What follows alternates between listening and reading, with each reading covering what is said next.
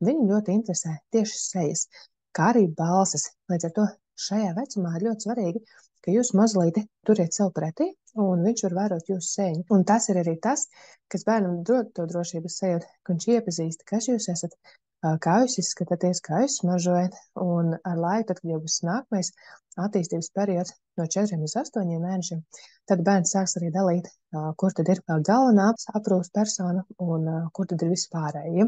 Nereti arī vecāki uztrauc par to, ka bērnam ir ļoti uzmanības noturība, ka bērns, piemēram, pārslēdās no viena uzdevuma uz otru un ka nespēja ilgi neko darīt. Tad tas ir ļoti normāli līdz 3 gadu vecumam, bet vienkārši sakot to, ka maziem bērniem ir pilnīgi normāli, ka viņiem uzmanības noturība ir īsāka un kad viņi tik ilgi nekoncentrējas uz kaut kādām lietām. Un šajā vecuma posmā var sagaidīt, ka bērniņš varēs 5-9 minūtes koncentrēties,